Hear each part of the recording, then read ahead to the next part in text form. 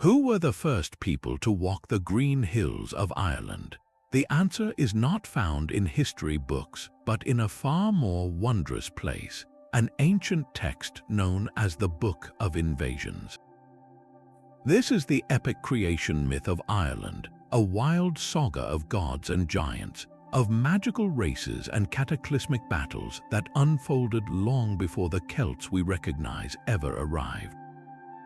By the end of this journey, you will know the complete, astonishing story of how Ireland was born from myth. We will uncover why a king's silver arm cost him his throne, and how a single song could calm a magical storm conjured by gods. What forgotten world calls to you from the mists of legend? Yet the world described in the Book of Invasions exists in a realm of pure myth, a landscape we must carefully separate from the one uncovered by archaeologists. We know from historical and archaeological evidence that the Celts, the people whose language and culture would come to define Ireland, arrived around 500 years before the Common Era. Their mythology, however, is not about them. It is a profound and sweeping epic about the immortals and monsters who shaped the land long before any Celt walked its soil. This creates a fascinating puzzle. These pagan stories were not written down by their original believers. They were preserved centuries later by medieval Christian monks, the scholars and scribes of their age. These monks were faced with a daunting task, collecting the vibrant oral traditions of a fading pagan world and transcribing them into manuscripts.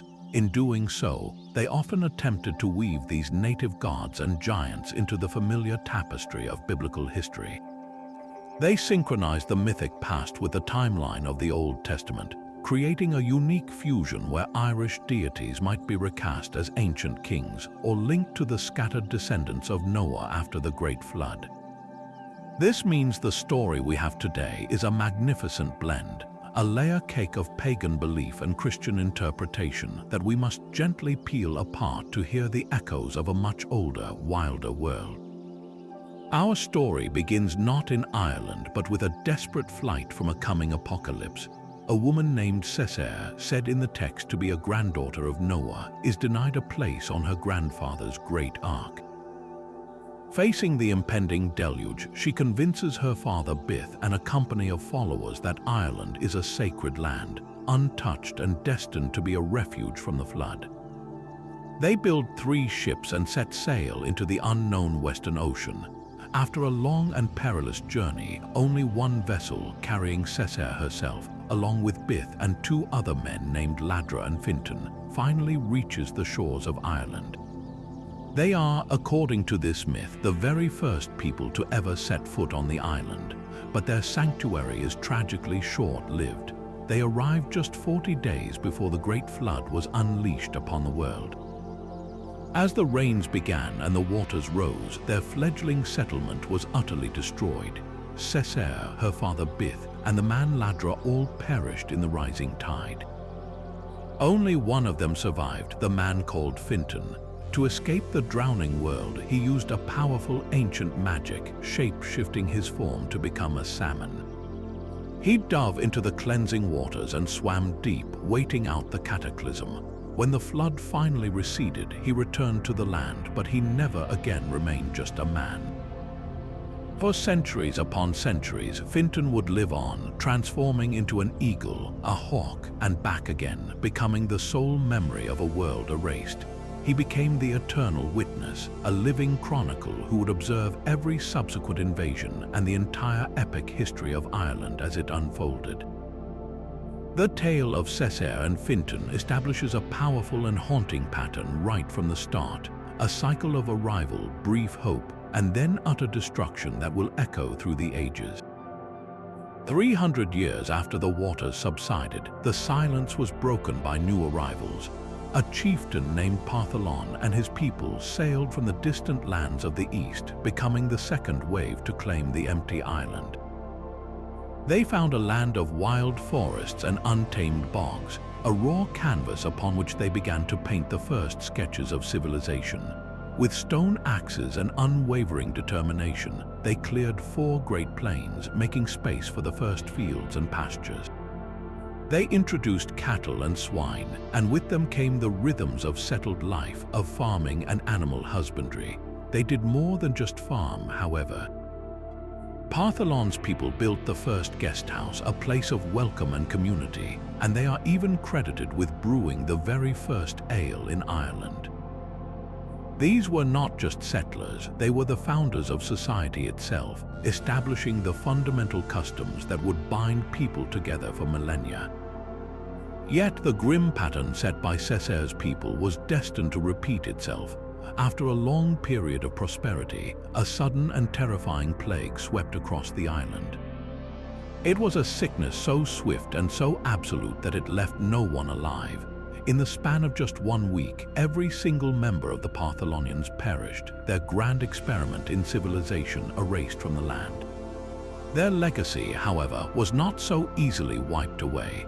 The plains they cleared remained open and fertile, and the knowledge of their innovations, from agriculture to ale-making, lingered in the very soil, waiting for the next people to arrive and build upon the foundations they had so tragically laid. Yet another 300 years passed before the shores of Ireland saw new settlers. This third wave was led by a chieftain named Nemed, arriving with his people to a land that must have seemed both promising and haunted by the ghosts of those who came before. They too sought to build a civilization, constructing 2 great royal forts that stood as symbols of their power and permanence. But the age of Nemed would be defined not by construction, but by a relentless and brutal conflict. From the cold northern seas came a terrifying enemy, the Fomorians. These were not mere rival chieftains. They were monstrous sea raiders, often described as grotesque beings with mismatched limbs, some with only 1 arm, 1 leg, or 1 eye, living embodiments of chaos, blight, and the untamed, destructive power of the ocean. They represented a fundamental force of nature, the storm that wrecks the ship, the plague that withers the crop, the random cruelty that can undo all of human endeavor. The Nemedians' lives became a constant state of war. The Fomorians established a crushing dominance, demanding a horrific tribute. Each year, on the Feast of Samhain, when the veil between worlds was thinnest, the Nemedians were forced to give 2/3 of their children, 2/3 of their wheat, and 2/3 of their milk to these monstrous overlords. This was not just a tax, it was a systematic draining of their future, a slow bleed designed to keep them weak and subservient. After years of this oppression, the Nemedians finally rallied. In a desperate, all-out revolt, they attacked the great Fomorian stronghold. In a fierce and bloody battle, they succeeded in killing the Fomorian king himself. But their victory was short-lived. As they celebrated, a fresh Fomorian fleet arrived, reinforced and enraged. The ensuing battle was a catastrophic defeat for Nemed's people. The sea ran red, and the Nemedians were slaughtered in such numbers that the very cove where it happened is said to have been named from the torrents of blood. Those who survived the massacre found themselves trapped between the sword and a silent, invisible killer. A terrible plague, that familiar and grim pattern from the past, swept through their remaining settlements. Within a single week, the Nemedian people were utterly decimated. Only one small, desperate group of survivors remained. They saw no future in an Ireland so thoroughly dominated by the Fomorians and cursed by sickness. So they took to their ships and scattered to the 4 winds, fleeing to the corners of the known world. Some sought refuge in the northern lands, others in the distant isles of the west, and a third group sailed to the wild, mysterious shores of Greece. They disappeared from Ireland, but they did not vanish from the story. Their flight was the sowing of seeds, setting the stage for future conflicts that would one day erupt with world-shaking consequences. The legacy of the Nemedians was not a kingdom, but a deep and abiding hatred for the Fomorians, a vendetta carried across the sea by their descendants, who would one day return to settle the score. Generations after the Nemedians fled their blood-soaked homeland, a new people returned to claim their inheritance. They were the Fir Bolg, and they were not coming as refugees. These were the descendants of that one group of Nemedian survivors who had escaped to the harsh lands of Greece. Their time there had been one of brutal subjugation, forced to carry bags of earth to till the thin, rocky soil for their masters. The very name Fir Bolg is said to mean men of the bags, a permanent reminder of their servitude, but that hardship had forged them into a tough, resilient, and fiercely determined people. When they finally seized their chance to escape, they built a fleet of ships and sailed back to the island of their ancestors, a land they had only known through stories of oppression and loss. They arrived not as frightened settlers, but as seasoned warriors ready to take what was theirs. The Fir Bolg did more than just settle the land. They fundamentally reshaped it, imposing a human order upon the wild, mythic landscape. They established the very first true High Kingship of Ireland, creating a central seat of power and law. But their most enduring legacy, one that echoes even into modern times, was their division of the island. With a remarkable sense of order and balance, they carved Ireland into 5 distinct provinces, or coista, which literally means fifths. These were Ulster in the north, Connacht in the west, Munster in the south, Leinster in the east, and at the very centre, the royal province of Meath, the seat of the High King. This was a revolutionary act. It was the birth of Irish political geography, a structure of kingdoms and borders that would define the island's history for thousands of years. The Fir Bolg were a people deeply connected to the earth they had been forced to carry in bags, and now they had become the architects of a new Ireland, a land divided not by chaos but by a king's decree. They brought stability and a warrior's pride, and for a time it seemed the cycle of destruction had finally been broken. They ruled for 37 years, a period of strength and sovereignty. But the wheel of myth never stops turning, and from across the sea, a new power was already gathering, one that would challenge the Fir Bolg for this carefully ordered kingdom. But the reign of the Fir Bolg was not destined to last. From across the northern sea came a new power, a people who moved not like mortals but like a weather front of pure magic. They were the Tuatha Dé Danann, the people of the goddess Donu. Their arrival was an event wrapped in mystery and impossible power. Some ancient texts say they descended upon the western coast of Ireland in a dense, impenetrable fog, a magical mist they conjured themselves to shroud their landing from all watching eyes. Other accounts describe a more dramatic scene, their fleet of ships crashing onto the shore already engulfed in flames. It is said they set their own vessels on fire, burning them to ashes on the beach. This was a statement of absolute commitment, a declaration that there would be no retreat, no sailing back. They had come to Ireland to stay, and they would either conquer the land or perish upon it. They were not merely another tribe of warriors. They were a race of divine beings, masters of druidic magic, profound wisdom, and skills far beyond human understanding. Their power was not just in their arms, but in the legendary artifacts they carried with them, the 4 great treasures of the Tuatha Dé Danann. Each of these sacred objects was brought from one of 4 magnificent cities in the Northern Islands, each city a place of ultimate learning in a specific craft. From the city of failures they brought the stone of Fall, the great Lia Fail. This was no ordinary rock. It was the stone of destiny, a sacred pillar that would let out a mighty cry, a roar that could be heard across the land when the one true High King of Ireland placed his foot upon it. From Goria's came a spear of unstoppable force, the Spear of Lug. In the hands of the radiant god Lug, this weapon was said to be so thirsty for battle that it had to be kept submerged in a cauldron of poppy seeds to pacify its bloodlust, for it would never rest until it had tasted victory. From the fiery forges of Murias came the cauldron of the Dagda. This was the cauldron of the good god, the Dagda, a fatherly figure of immense strength and appetite. His cauldron was a bottomless vessel of plenty from which no company ever left unsatisfied. It could feed the entire host of the Tuatha Dé Danann and still have food to spare. And finally, from the shining city of Findias, they carried the Sword of Light, the sword of their king, Nuada. This was a blade of perfect loyalty and vengeance. Once it was drawn from its ornate sheath, no one could escape its edge, and no one could be harmed by it except the one it was intended to kill. These 4 treasures embodied the very essence of their divine power, sovereignty, abundance, and unstoppable force. They were not just weapons and tools, they were the crystallized magic of the Tuatha Dé Danann, and with them in hand, they turned their gaze toward the 5 provinces of the Fir Bolg, ready to issue a challenge for the soul of Ireland itself. The challenge for the kingdom was delivered with the force of a coming storm.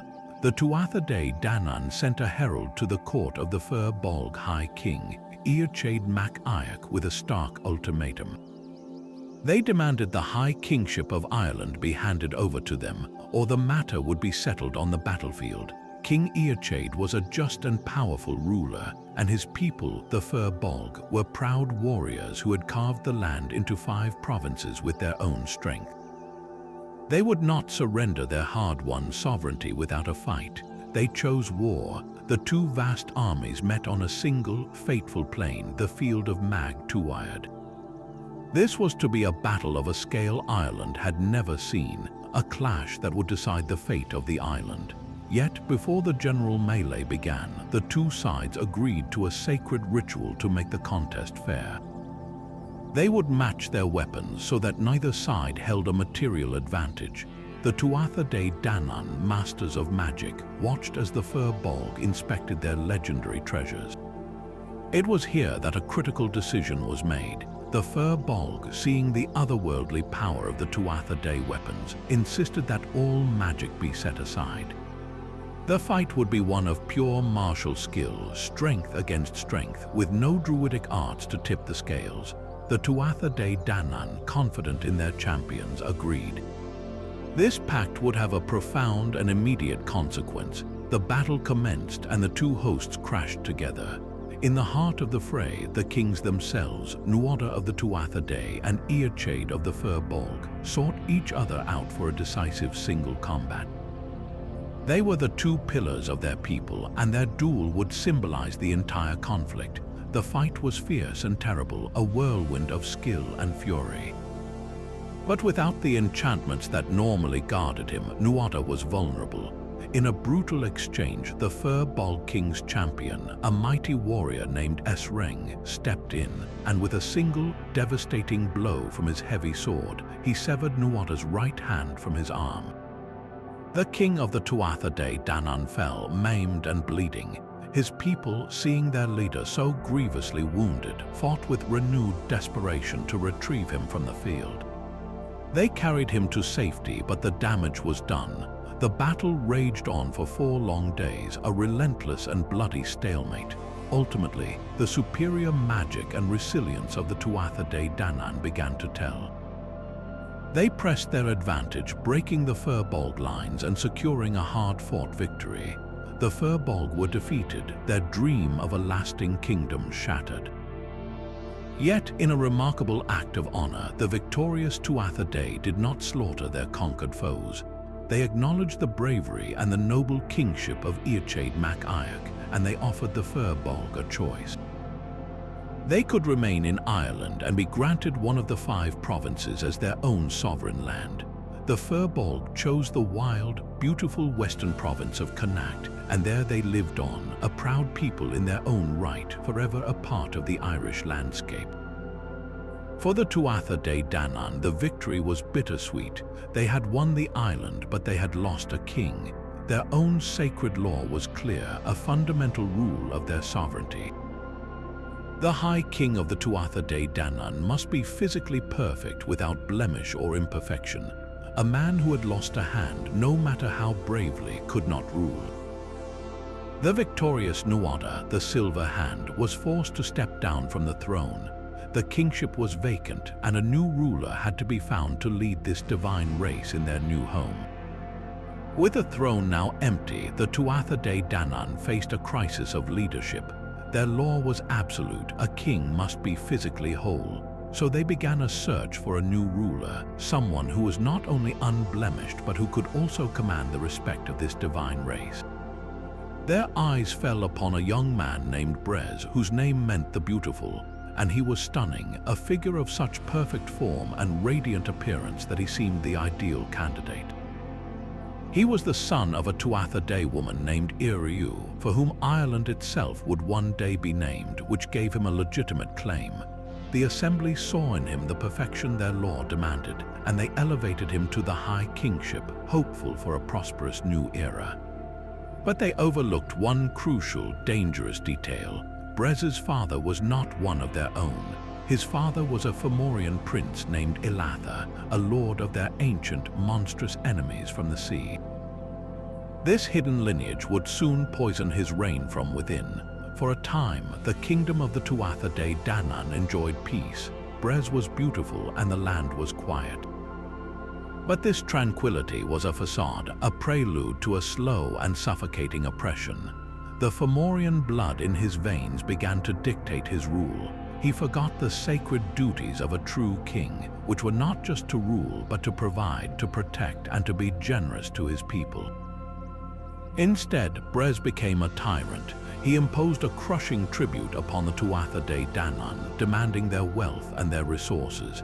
He treated the great gods and goddesses not as his kin, but as his subjects, forcing them into menial labor.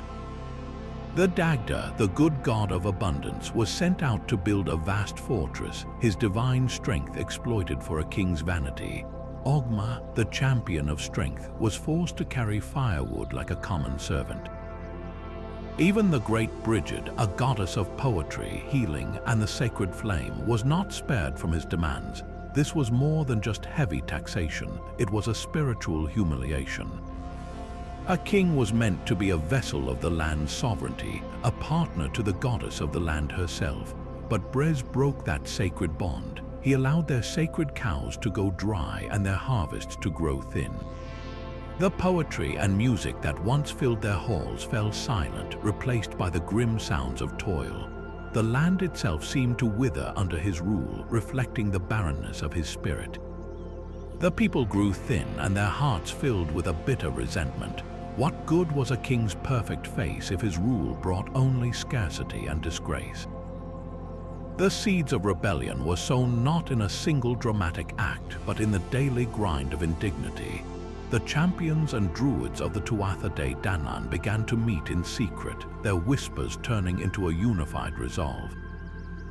They had traded a maimed but noble king for a whole but corrupt one, and they were learning a painful lesson about true leadership. A king's righteousness, his justice, and his generosity mattered infinitely more than the beauty of his form or the purity of his bloodline. A king cannot rule with a missing hand, but the gods are not without their own cunning. In the hidden forges of the Tuatha Dé Danann, a desperate project began. The great physician god Dian Sate, master of all healing arts, joined forces with the divine silversmith Craden. Together, they worked a miracle of magic and craftsmanship. For the maimed Nuada, they did not merely build a replacement. They forged a new limb from living silver, a prosthetic so perfect and so infused with enchantment that it moved with all the grace and strength of his original flesh. This was Nuada Ergitlam, Nuada of the Silver Hand, reborn. The arm was more than a tool, it was a symbol of restored sovereignty. With its seamless movement, it rendered him whole and perfect once more in the eyes of their sacred law. The blemish was erased not by healing the old wound, but by transcending it with an artifact of pure divine skill. The Tuatha Dé Danann had found their way around an immutable law, and in doing so, they reclaimed their true king. Nuada was restored to the high kingship, and the unjust rule of the half-Fomorian Bres was immediately and decisively ended. The people rejoiced, for the one who had led them to victory against the Fir Bolg, the noble and just ruler, was back on the throne. But you cannot simply depose a tyrant with Fomorian blood without consequence. Bres, humiliated and furious, fled across the sea. He did not run to hide, he ran to his family. He went straight to his Fomorian kin, to the court of the most powerful and terrifying of their kings, the giant Balor of the Evil Eye. There he poured out his tale of insult and loss, weaving a story of grievance that would ignite the final, inevitable war. He begged for an army, a fleet vast enough to crush the Tuatha Dé Danann forever and return him to his stolen throne. The stage was now set for a conflict that would dwarf all the previous battles, a final reckoning between the magical order of the Tuatha Dé Danann and the primal chaos of the Fomorians. Into this gathering storm walked a young man of such dazzling presence that the very guards at the gate fell silent. His name was Lug, and he came to the royal court of the restored King Nuada at Tara, demanding an audience. The gatekeeper, following strict protocol, told him the king had no need for just another warrior, for they had champions in plenty. Lug replied that he was indeed a warrior. But then he asked if the king had a master carpenter, a skilled smith, a poet who knew the secret histories, a harper who could play the 3 sacred strains of music, or a champion at the board game of Fidchel. To each question, the gatekeeper admitted that yes, the king had such a man. Lug then posed his final, breathtaking question: does your king have one man who is master of all these arts at once? The gatekeeper was stunned into silence, for he knew he did not. He had no choice but to grant Lug entry. So Lug Lamfada, Lug of the Long Arm, strode into the great hall and stood before the throne of Nuada of the Silver Hand. He demonstrated his mastery of every single craft he had named, from the forge to the harp, from poetry to strategy. The assembly of gods and heroes watched in awe. Here was a being whose skill was not limited to one domain, but who encompassed the totality of their civilization's knowledge and power. In that moment, they gave him a new name, Samuldanak, the one who is equally skilled in all the arts. He was the ultimate master, the living embodiment of their collective genius. King Nuada, a wise ruler who recognized a greater power when he saw it, understood the prophecy that hung in the air. He saw in Lug the one who could save them. Without hesitation, Nuada did something unprecedented. He rose from the stone of destiny and offered his own throne to this radiant young god. For the span of 13 days, he gave Lug the full command of the kingdom. It was a test, but it was also an act of profound faith. Lug accepted, and in that short time, he proved his worth as a leader, organizing their defenses, rallying their spirits, and preparing them for the war everyone knew was coming. He was the prophesied savior, the one who would unite their scattered strengths into a single, unstoppable spear point aimed at the heart of the Fomorian threat. His arrival was the turning point, the moment when hope, which had been withering under the tyranny of Brez, suddenly bloomed again. The Tuatha Dé Danann were no longer just a people defending their home. They were an army with a champion destined for victory. The final, terrible war for the soul of Ireland could no longer be avoided. The Fomorian host descended upon the shores like a plague of iron and rage, a vast fleet of black ships carrying an army of monstrous warriors, their mismatched limbs and cruel weapons a stark contrast to the luminous presence of the Tuatha Dé Danann. At their head stood the giant Balor, a king whose very face was a weapon. His one great eye, normally kept hidden beneath 7 heavy lids, was a focus of pure, annihilating magic. When that eye was opened, its venomous gaze could wither an entire army on the spot, turning flesh to dust and courage to ash. This was the ultimate embodiment of chaos, a force that sought not to rule but to unmake. In response, the Tuatha Dé Danann prepared for a war of survival, and their preparations were as much magical as they were martial. The great Dagda, the good god, was sent on a vital mission to the Fomorian camp itself. He used his immense appetite as a tool of diplomacy and espionage, consuming a vast porridge of mythic proportions that the Fomorians prepared in a sarcastic challenge. By finishing the meal, he not only demonstrated his otherworldly power, but also lulled them into a false sense of security, allowing him to learn their secrets and weaken their morale. Meanwhile, the fearsome Morrigan, the phantom queen of battle and prophecy, moved through the land. She chanted spells of binding and confusion over the Fomorian ranks, her incantations a psychic storm meant to shatter their resolve before the first spear was ever thrown. And at the center of it all was Lug, the master of all arts, now the undisputed commander. He moved among his people, inspecting every spear, testing every shield, and ensuring that every single god and warrior was perfectly placed, their individual strengths woven into a single, unbreakable tapestry of defense. The battle itself was a cataclysm of clashing powers. The field of Mag Tuatha became a churning sea of combat, where the ordered ranks of the Tuatha Dé met the chaotic fury of the Fomorians. The air hummed with spells and sang with the flight of spears. The Morrigan herself fought in her full fury, her terrifying shrieks echoing across the plain as she waded into the fray. Yet the true turning point, the moment upon which all of creation seemed to balance, was a duel of destiny between two grandfathers and their grandsons.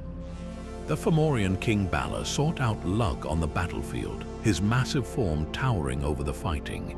He began to command his attendants to lift the heavy lids from his evil eye, preparing to unleash its annihilating gaze upon the Tuatha Dé champion.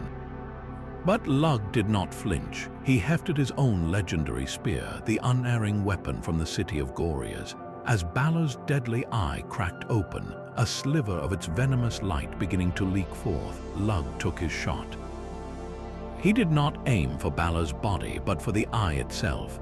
The stone from his sling, or in some tellings the point of his spear, flew true. It struck the gigantic eye with such incredible force that it was driven straight through Bala's head, the destructive power of his own gaze turning backward upon his followers. The blast of venom and fire erupted out the back of his skull, scorching a swath through the heart of the Fomorian army. With their king dead and their ranks broken, the will of the Fomorians shattered. The battle became a rout. The forces of chaos were driven back into the sea, their power over Ireland broken forever. The Tuatha Dé Danann had won, but the cost was immense. The field was littered with the fallen of both sides, a sobering testament to the price of sovereignty. They had secured their kingdom, but the land itself bore the scars of the conflict that had decided its fate. The battlefield held its breath as two figures, grandfather and grandson, locked eyes across the carnage. Bala, the Fomorian king, was a walking cataclysm. His most feared weapon was not a sword or spear, but the single, monstrous eye in the center of his forehead. This eye was a vessel of pure annihilation, so venomous and potent that its lid could not be lifted by ordinary means. It took 4 strong warriors, heaving on thick chains, just to raise the 7 heavy layers of flesh that kept its destructive power contained. As those lids began to creak open, a sickly, greenish light spilled out, and the very air around it began to curdle. Where that light touched, plants withered to dust and metal corroded instantly. He was aiming this living weapon at his own grandson, Lug, intending to erase him from existence. But Lug did not falter. He stood firm, his hand already closing around a smooth, chosen stone. He loaded it into his sling, a simple weapon wielded with divine precision. As the last eyelid strained upward and the full, horrifying gaze of Bala's eye began to unleash its power, Lug let fly. The stone became a blur, a streak of focused intent. It did not strike Bala's forehead or his temple. It flew straight into the center of the glowing, venomous eye itself. The impact was thunderous. The force of the throw, combined with the built-up magical pressure within the eye, was too much to contain. The stone did not just lodge there, it was driven completely through the orb and out the back of Bala's gigantic skull. The released energy erupted backward in a torrent of toxic fire and light, scouring a path through the tightly packed Fomorian ranks that stood behind their king. Warriors who moments before were screaming for blood were instantly turned to ash, their forms disintegrating in the backlash of their own king's power. Bala crumbled, a mountain of a god brought low by a single, perfect shot.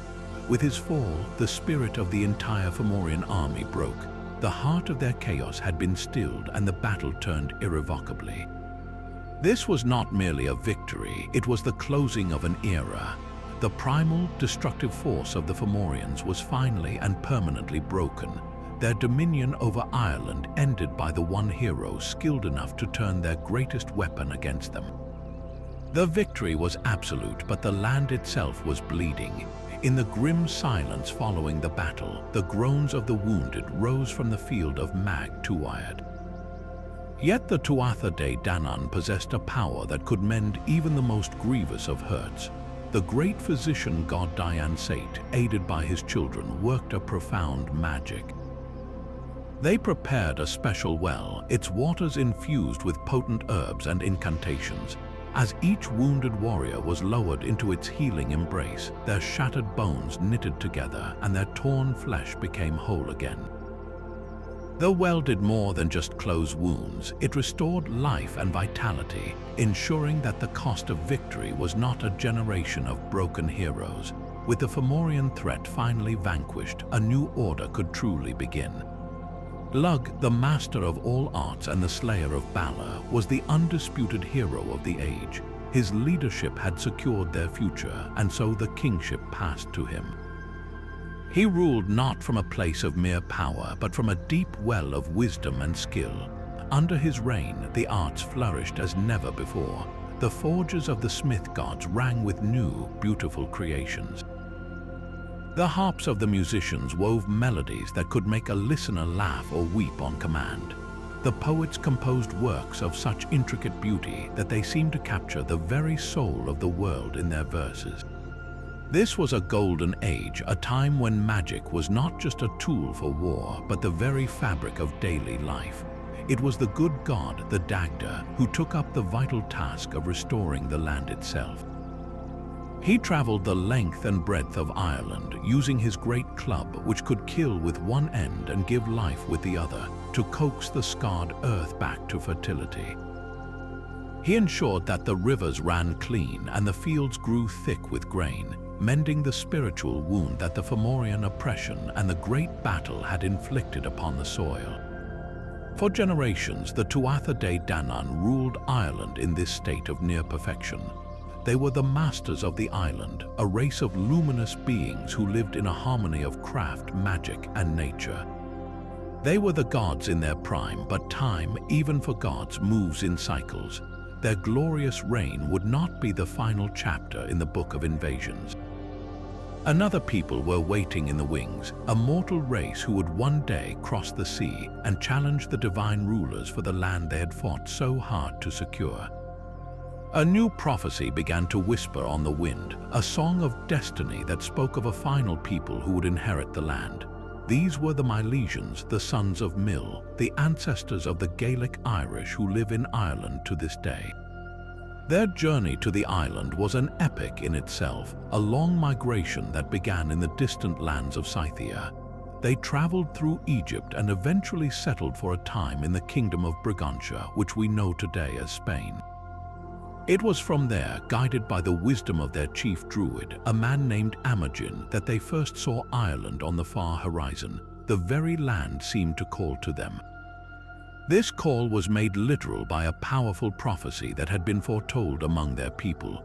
It declared that their rightful home lay across the sea, an island destined for them and their descendants forever. This was not an ambition of conquest, but a fulfillment of fate. Led by the sons of Mil, Spain, they gathered their fleet and set sail for the prophesied shore. Their arrival was met with an immediate and potent display of Tuatha Dé Danann magic. As their ships approached the island, the divine rulers conjured a great tempest, stirring the sea into a churning chaos that scattered the Milesian fleet and threatened to dash their ships upon the rocks.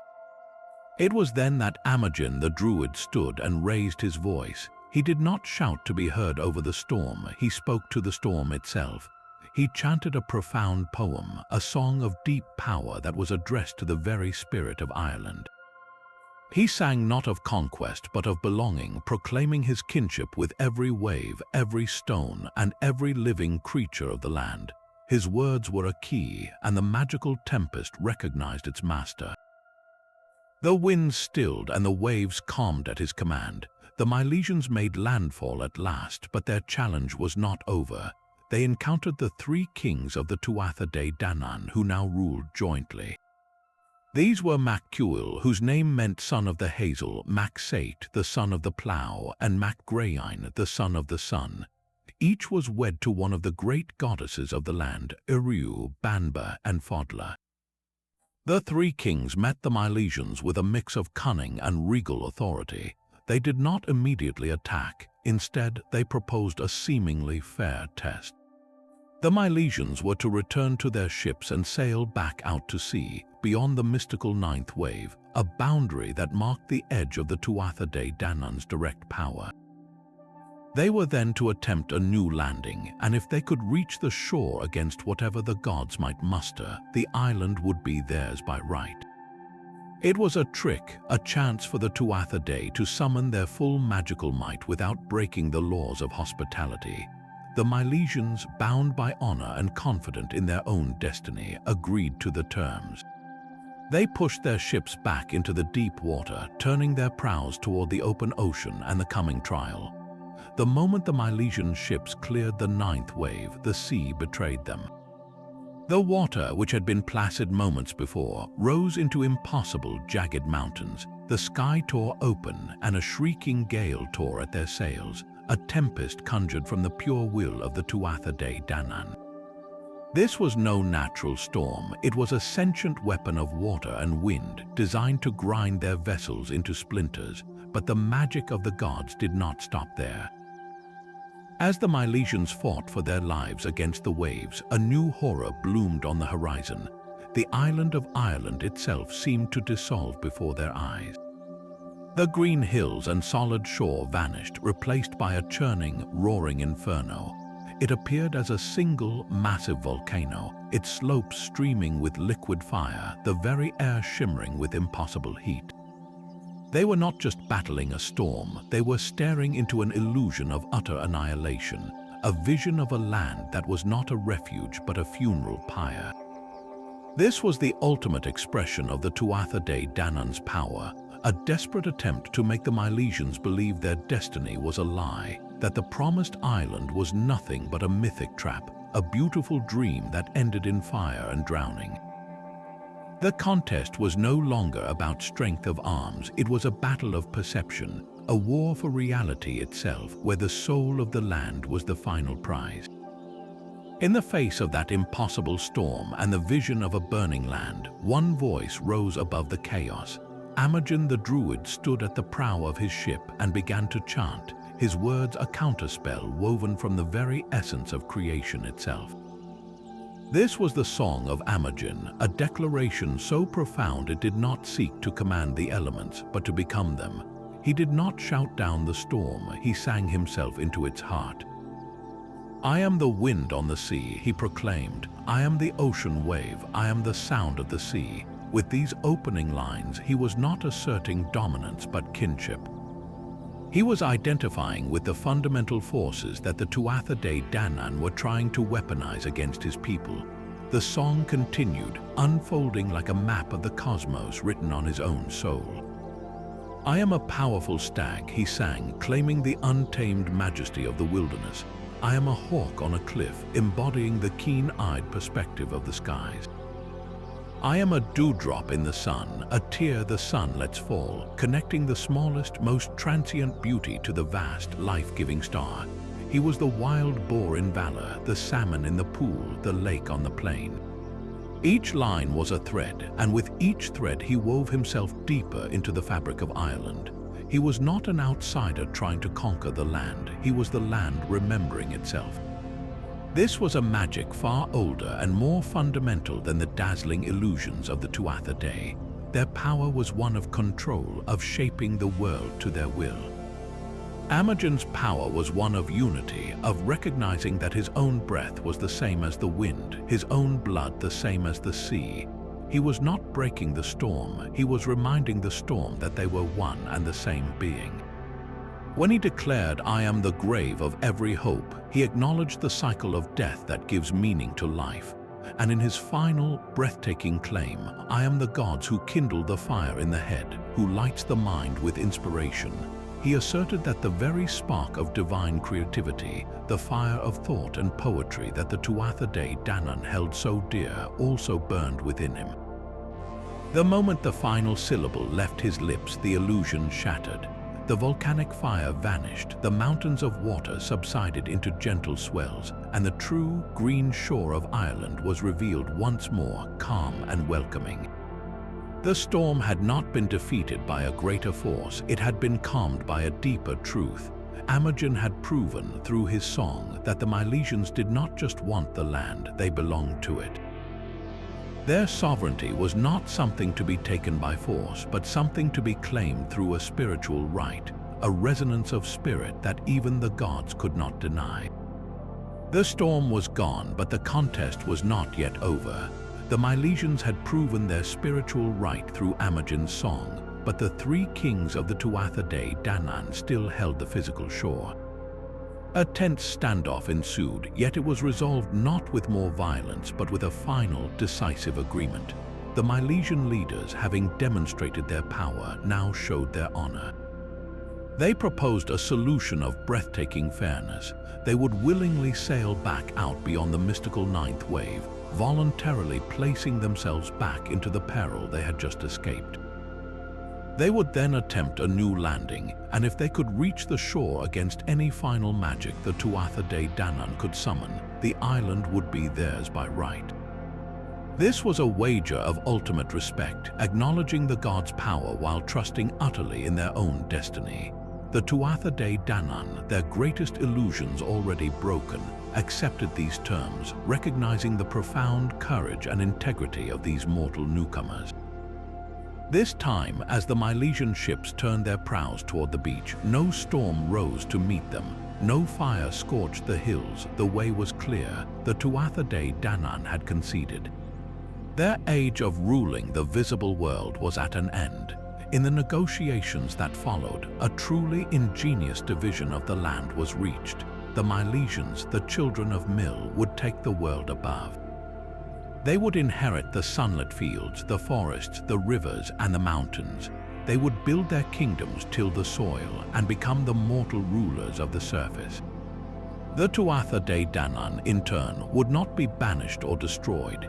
Instead, they retreated. They used their profound magic to withdraw into the very landscape, passing into the hollow hills and secret mounds that dot the Irish countryside, the places known as the Shire. There, in these glorious subterranean palaces, they would live on, timeless and powerful, becoming the Aos Sí, the people of the mounds. This was not a defeat for the gods, but a transformation. They became the guardians of the wild places, the sources of magic and inspiration, the unseen presence in a stone circle or a sudden mist. The world was now shared, a layered reality where mortals walked the earth above, and the gods dwelled in the kingdom below, forever intertwined in the fate of the island they both called home. So the divine rulers of Ireland did not vanish from the world. They simply stepped sideways, retreating into the very bones of the land they loved. Within the thousands of ancient mounds and hollow hills that dot the Irish landscape, known as the Shire, they built new kingdoms of impossible splendor. These were not dark, dusty caves, but radiant palaces where time flowed differently and feasts lasted for 100 years without anyone aging a day. The people of the mounds, the Aos Sí, retained their timeless beauty and power, but their nature shifted in the human imagination. The great Dagda, the good god of abundance, was no longer seen as a towering father figure with his mighty club. In the twilight tales told by farmers, he became a powerful fairy king, a lord of the Shire who could still influence the harvest. Rigid, the exalted goddess of poetry, healing, and the sacred flame, transformed into a fairy queen or even a saint, her presence felt in the hearthfire and the holy well. This was not a demotion, but a metamorphosis. Their worship did not end, it simply changed form, woven into the fabric of everyday superstition and respect. To this day in Ireland, you might hear warnings about disturbing a lone hawthorn tree, a known gateway to a Shire mound. There are stories of farmers leaving out a saucer of milk for the good folk, or of travelers becoming hopelessly lost in a sudden mist, said to be the magic of the Aos Sí leading them astray for trespassing on their territory. This enduring belief is a testament to the profound deal struck between gods and mortals. the land is shared, a delicate balance between the world we see and the one we sense. The Tuatha Dé Danann became the secret heartbeat of Ireland, their epic saga fading from grand myth into a whisper on the wind, a reminder that every ancient hill might just be a roof for a kingdom of eternal wonder. With the land now divided between the world above and the world below, the Milesians began their own age of rule. The first order of business was to establish a human kingship, and this duty fell to the two leading sons of Mil, Eibbe Finn and Irimon. They chose to divide the island between them, a decision that would set a pattern for centuries to come. Eibbe Finn took the southern half of Ireland, while his brother Irimon ruled the north. This was not just a simple geographic split, it was the foundation of a royal dynasty. Their reign, however, was immediately tested by conflict, as a dispute over a particularly valuable bard led to a bitter war between the brothers. In the ensuing battle, Eibbe Finn was killed, leaving Irimon as the sole and first true Milesian High King of all Ireland. From his line, and from the lines of his other brothers, would spring the vast, interwoven tapestry of Gaelic Irish nobility. This was the moment when myth seamlessly stitched itself into what people would later call history. The medieval genealogies of Irish kings, the very same lineages recorded by monks in historical annals, all traced their origins directly back to Irimon and Eibbe Finn, and through them, back to Mil Spain and his epic journey from Spain. The legendary invasions chronicled in the Book of Invasions were not just entertaining stories to these scribes, they were the sacred prehistory of their own people. Every king who ruled from Tara centuries later could point to a family tree that reached beyond mortal memory through the sons of Mil, and all the way back to the primal chaos of the flood and the first woman, Cessair. The Milesians became the bridge, the human anchor that connected the dazzling, divine age of the Tuatha Dé Danann to the earthy, political world of clans and high kings. Their story provided a profound sense of destiny and legitimacy, transforming the island from a battleground for gods into a homeland for humanity, a kingdom with roots sunk deep into the soil of myth. Among these luminous figures of the Tuatha Dé Danann, one stands out as the true heart of the tribe, the Dagda, whose very name means the good god. He was not a distant, aloof deity, but a fatherly figure of immense earthy power, a protector whose strength was matched only by his bottomless appetite for life. His appearance was as formidable as his reputation, often depicted as a giant of a man, clad in a simple tunic that barely covered his great belly, a picture of raw, untamed vitality. His power was anchored in three legendary treasures that defined his role. The first was his great club, so massive it had to be mounted on wheels. This was not merely a weapon, it was an instrument of dual purpose.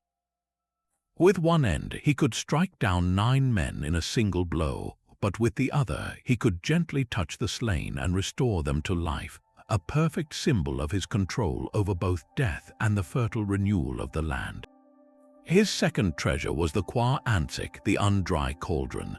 This was no ordinary pot, it was a vessel of endless abundance. From its depths, no company ever left unsatisfied. It could feed the entire host of the gods and still have food left over, ensuring the tribe would never know hunger.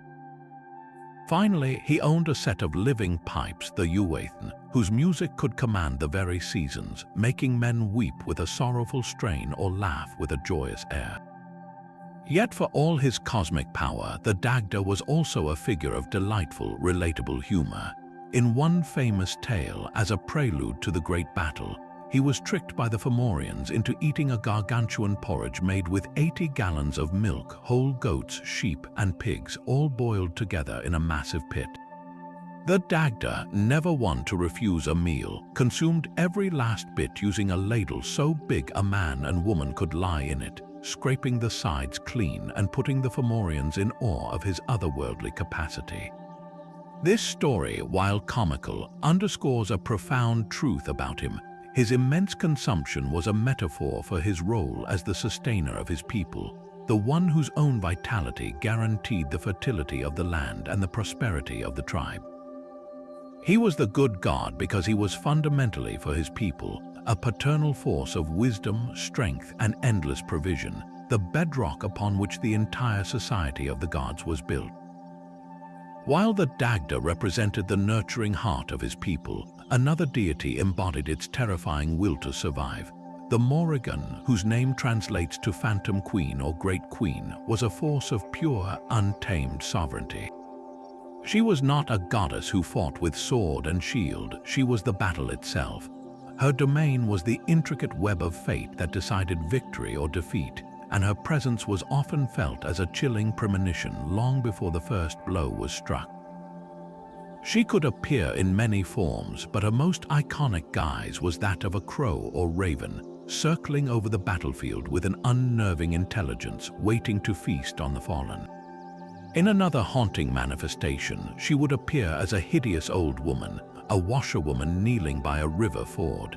She would be seen scrubbing the blood-stained armor and weapons of a warrior who was still very much alive, a grim and personal prophecy that his death in the coming conflict was already certain. Her power lay in this ability to see and even shape the threads of destiny. She did not need to fight when she could whisper a curse that made a champion's arm weak, or chant a spell of frenzy that turned an orderly rank of soldiers into a panicked mob. She was the psychological warfare of the gods, the embodiment of the chaos and terror that truly wins wars.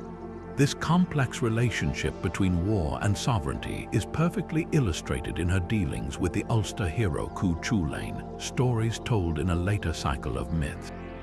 She first appeared to him offering her love and with it the promise of a powerful aid in his battles, but the proud hero spurned her, not recognizing the goddess before him.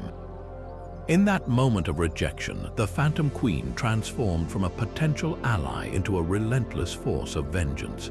She began to orchestrate a series of hardships and deceptions designed to lead him to his doom, hounding him throughout his life. Yet, in a final, tragic twist, her prophecy was fulfilled. As Cuchulainn lay mortally wounded, tied to a standing stone so he could die on his feet, it was the Morrigan in her crow form who landed on his shoulder. Her presence was not one of gloating, but of solemn confirmation.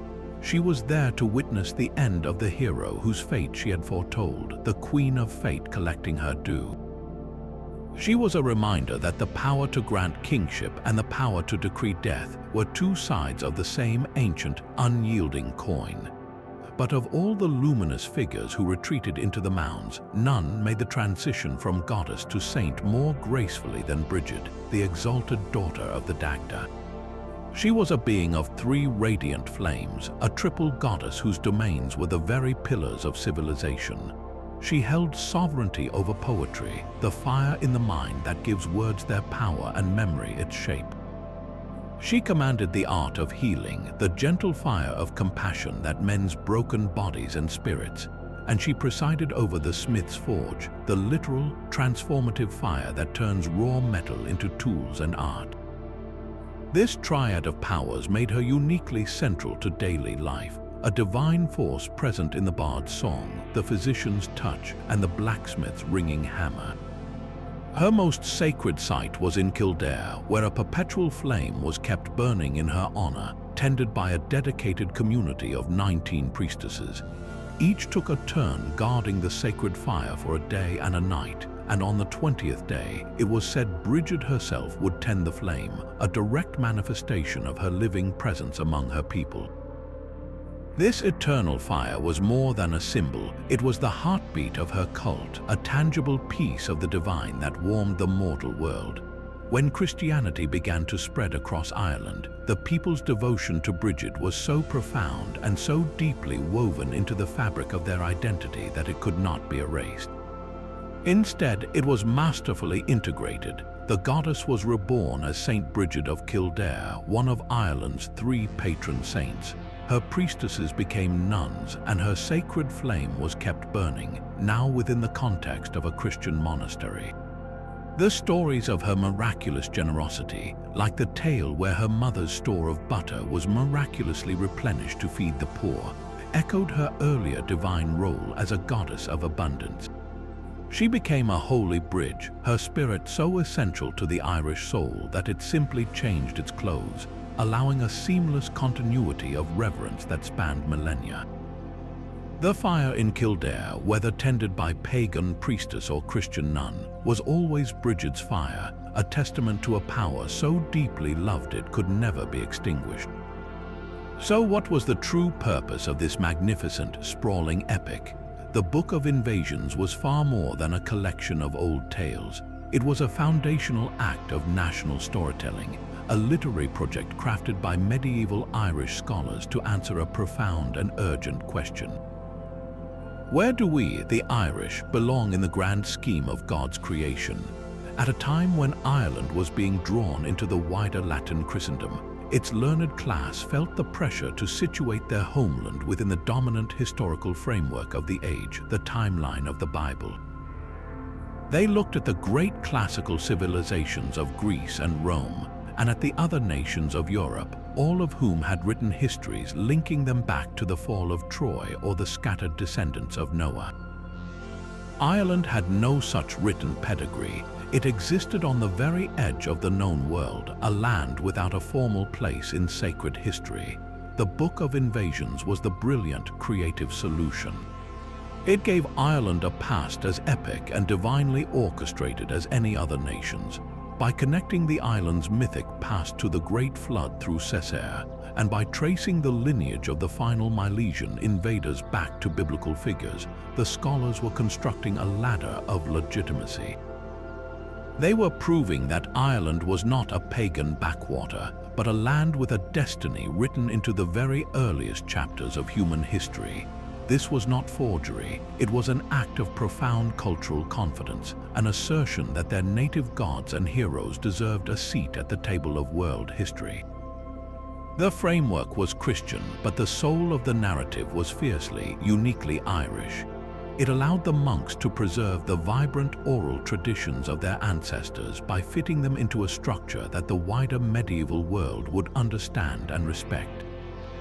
This synthesis created something entirely new, a history where the divine Tuatha Dé Danann could coexist with the sons of Mil, and where the stone of destiny could cry out for a king in a land also touched by the shadow of Noah's Ark. The project's influence echoes through the centuries, long after its historical claims were set aside. The genealogies recorded in the Book of Invasions became the bedrock of Gaelic political authority, providing the ancient lineage that every major Irish dynasty would use to justify its rule. More than that, the text provided a deep well of stories and symbols that would fuel Irish literature and nationalism for 1,000 years. When writers of the Irish literary revival in the late 19th and early 20th centuries sought to reclaim a cultural identity independent of British influence, they turned directly to this mythic cycle. The heroes and gods of the invasions became symbols of a lost, golden age of sovereignty and spiritual strength. The entire narrative is a masterclass in how a people can take the raw materials of their mythic past and forge from them a powerful sense of identity. It preserves a world view where history, myth, and the land itself are inseparable. Every hill might be a fairy mound, every king a descendant of a god, and every river the namesake of an ancient goddess. The Book of Invasions is not a book of facts, but a map of the Irish soul, a grand narrative that insists this island and its people have always been at the very center of a wondrous story. From the drowned world of Cessair to the prophesied landing of the Milesians, this epic cycle reveals a land forged through a rhythm of arrival and transformation. Each wave of settlers, from the foundational Partholonians to the magical Tuatha Dé Danann, left an indelible mark upon the island's soul, contributing a unique thread to the tapestry of its identity. For the ancient Irish, these myths were far more than simple stories. They were a profound explanation for the world around them. They answered the deepest of human questions, giving meaning to the ancient ruins that dotted the landscape, a name to the spirit within the river, and a divine lineage to the king who ruled from the sacred hill of Tara. The entire saga is a grand, poetic attempt to understand their own place in creation. to hear the echoes of the gods in the rustling of the oak leaves and to see the hand of the Dagda in the fertility of the soil. These stories of the first people are not relics of a dead past. They are the living roots of a culture, a resonant memory that still whispers from the hollow hills and flows in the bloodstream of Ireland itself. We would love to hear which of these mythic invasions or which legendary figure, from the wise Dagda to the formidable Morrigan, captured your imagination the most. Share your thoughts in the comments below, and if you enjoyed this journey into the heart of Celtic myth, subscribe for more deep dives into the wonders of ancient mythology.